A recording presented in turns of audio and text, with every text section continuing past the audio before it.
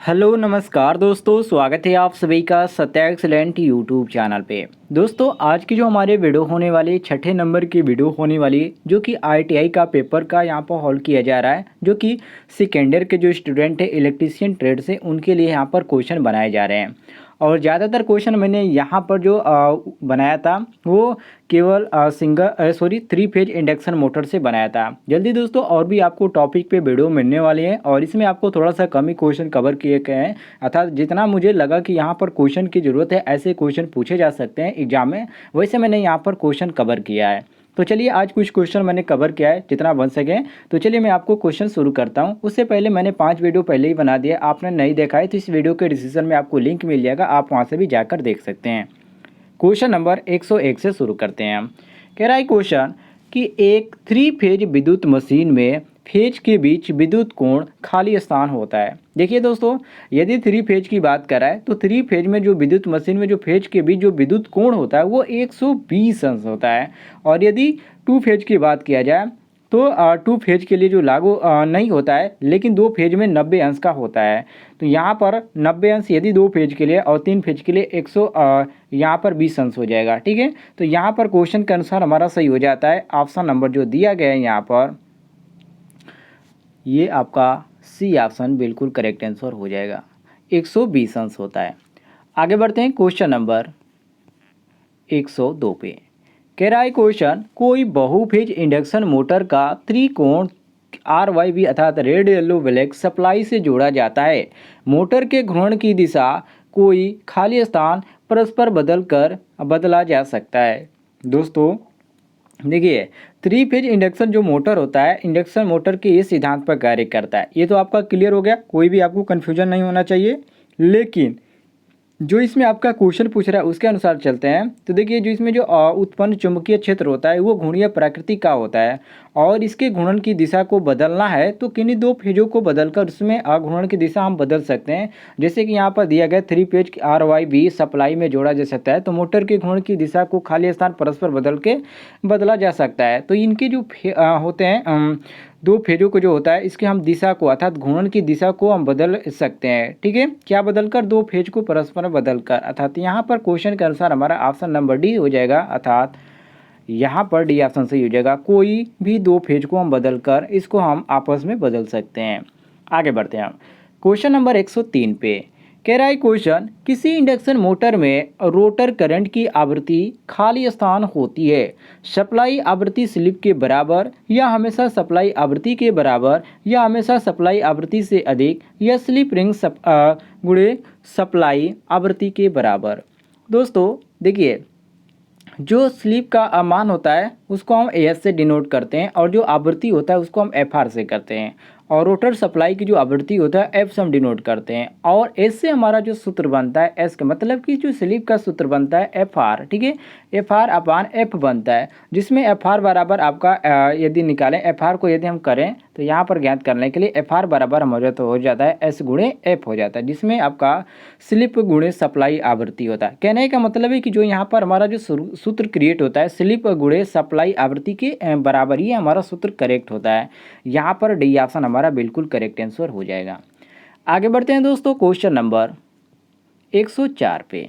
कह रहा है क्वेश्चन, स्लिप रिंग के लिए कौन सी सामग्री उपयोगी की जाती है? कार्बन, तांबा, एल्युमिनियम या लोहा? दोस्तों स्लिप जो रिंग होता है उसके लिए हम हॉट ड्रॉन कॉपर का प्रयोग करते हैं और सिंक्रोनस मोटर जो होता है और जो अल्टरनेटर होता है, ये दोनों जो स्लिप रिंग होते हैं ये आपका स्लिप रिंग इंडक्शन मोटर में 3 स्लिप रिंग का प्रयोग किया जाता है।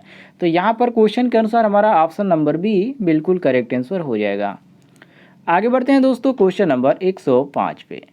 कह रहा है क्वेश्चन, यदि डायरेक्ट कनेक्टेड डेल्टा मोटर का गुरुत्वाती बल यहाँ पर चाहिए, तो यहाँ पर आघूर्ण 100% हो तो स्टार कनेक्टेड 3 फेज प्रेरण मोटर में शुरुआती बल आघूर्ण का प्रतिशत क्या होगी? दोस्तों देखिए, यदि डेल्टा कनेक्टेड मोटर का यदि स्टार्टिंग टार्क 100% है तो आप सूत्र जानते हैं, स्टार कनेक्टेड मोटर का जो सूत्र होता है स्टार्टिंग टार्क, अर्थात स्टार्टिंग टार्क आपका हो जाता है बटे 3 हो जाता है। अर्थात यदि यहाँ पर 100% आघूर्ण दिया गया है, बल आघूर्ण दिया गया है, तो 100 बटे हम 3 कर देंगे, तो ये हमारा कितना आ जाएगा, 33 आ जाएगा, 33.3% आ जाएगा। और ऑप्शन में हमारा कौन सा दिया गया है, तो ऑप्शन नंबर यहाँ पर देख सकते हैं, बी ऑप्शन हमारा यहाँ पर बिल्कुल करेक्ट आंसर दिया गया है। क्लियर हो गया दोस्तों, आगे बढ़ते हैं क्वेश्चन नंबर 106 पे। कह रहा है क्वेश्चन, एक स्लिप रिंग इंडक्शन मोटर की उतनी ही रेटिंग वाले स्क्वायरल केज मोटर से तुलना किस तरह से की जा सकती है। तो दोस्तों देखिए, एक जो समान रेटिंग के लिए और स्लिप रिंग इंडक्शन मोटर के जो स्क्वायरल केज मोटर होता है उसकी तुलना से ये अधिक महंगी होती है। क्यों, अब इसका पूछेंगे आप रीजन, क्यों ऐसा होता है कि ये महंगी होती है। क्योंकि दोस्तों इसमें अलग अलग से 3 स्लिप रिंग की आवश्यकता होती है और इसके रख रखाव की आवश्यकता अधिक पड़ती है और इससे में जो ज़्यादा पदार्थ की लागत भी होती है, इसलिए ये महंगा भी होता है।